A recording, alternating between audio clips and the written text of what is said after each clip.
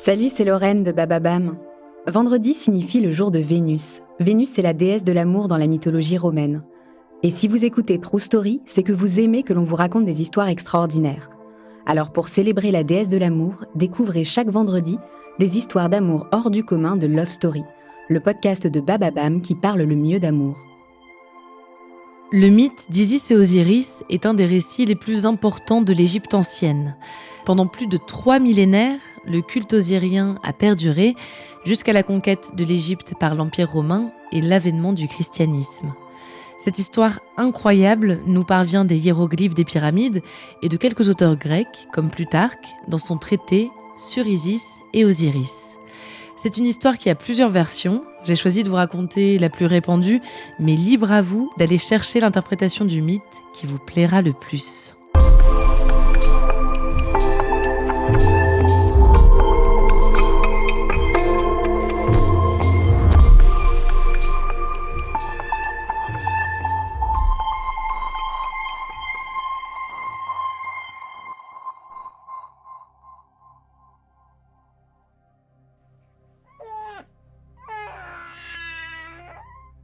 Notre histoire commence avec une naissance. Geb, le dieu de la terre, et Nout, déesse du ciel et des astres, attendent des quintuplés. Il y a Osiris, Isis, Horus l'Ancien, Seth et Nephthys. Dès leur naissance, Osiris et Isis sont mariés et profondément amoureux. Il en va de même pour leurs frères et sœurs, Seth et Nephthys. Geb a transmis le trône à Osiris. Ce dernier incarne un pouvoir politique sage, empreint de justice. Osiris est aussi considéré comme le père de l'agriculture. Il a le pouvoir de rendre la terre fertile, il apprend aux hommes l'élevage et leur interdit l'anthropophagie. Il est en quelque sorte le père de la civilisation. Isis, son épouse, est une grande magicienne. Grâce à ses ruses et ses astuces, elle a acquis beaucoup de pouvoir. Elle a notamment réussi à obtenir le vrai nom de Ré, ou Ra, le dieu solaire, et possède donc des pouvoirs créateurs et de vivification. Puis il y a Seth, leur frère, dieu du chaos et de la souffrance. Alors qu'Isis et Osiris ont une forme humaine, Seth a lui un visage monstrueux. Il est le maître du tonnerre et de la foudre. Seth observe son frère Osiris avec convoitise. Il jalouse son pouvoir, mais aussi l'amour que lui porte leur sœur. Nephthys, épouse de Seth, ressemble comme 2 gouttes d'eau à Isis. Un jour, Osiris les confond. Il couche avec Nephthys. Isis l'apprend, elle pardonne l'adultère.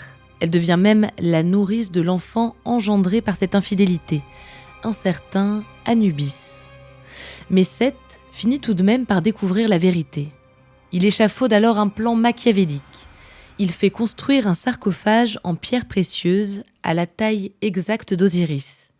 Au cours d'un banquet, il propose à tous les dieux présents d'essayer le sarcophage. Celui dont le corps s'ajustera aux dimensions emportera l'objet. Les dieux se succèdent, mais aucun ne correspond. C'est au tour d'Osiris. Il s'installe dans le coffre. À ce moment-là, Seth, aidé de nombreux complices, referme le sarcophage sur Osiris. On scelle le couvercle avec des clous et du plomb fondu, puis Seth jette le coffre dans le Nil. Quand Isis apprend la nouvelle, elle part immédiatement en quête de la dépouille de son époux. Elle traverse des kilomètres, le long du Nil, puis de la Méditerranée. En chemin, des enfants lui disent avoir vu le sarcophage, entrelacé aux racines d'un magnifique arbre, un tamaris. C'est un roi de Phénicie, l'actuel Liban, qui l'a désormais en sa possession. Isis parvient à convaincre le roi de lui rendre le corps de son époux. Le tamaris restera un arbre associé à Osiris et utilisé pour la confection de sarcophages. Isis ramène le précieux coffre en Égypte. Elle le cache sur les bords du Nil, dans des marais. Mais une nuit, alors que Seth chasse au clair de lune, il découvre l'objet dont il pensait s'être débarrassé. Il décide cette fois de découper le corps d'Osiris en 14 morceaux qu'il disperse dans le labyrinthe du marais. Isis, de nouveau, part en quête de son époux. Elle écume les marais sur sa barque et parvient à réunir chaque morceau, un à un. Sur tous les lieux où elle découvre un membre d'Osiris, elle érige un temple en son honneur. Isis réunit Nephthys et Anubis, l'embaumeur. Ce dernier réalise la toute première momie de l'histoire égyptienne au son des lamentations d'Isis et Nephthys. Une fois Osiris momifié, il est entre les deux mondes, celui des vivants et celui des morts. Avant qu'il ne disparaisse à jamais, Isis se transforme en oiseau et s'accouple avec son bien-aimé. De cette union naîtra Horus, qui deviendra l'héritier de la monarchie pharaonique et surtout l'ennemi juré de Seth, qui tentera inlassablement de le tuer. Osiris, quant à lui, disparaît dans le royaume des morts, dont il devient le maître. Il décide du sort des défunts aux côtés de Maat, la déesse de la vérité. Comme sur Terre, il raisonne avec pondération et sagesse. On raconte qu'Isis sera, elle, décapitée par son fils, Horus, dans un accès de colère. Les figures d'Isis et Osiris perdurent pendant des millénaires. On célèbre leur culte dans des temples dans toute l'Égypte.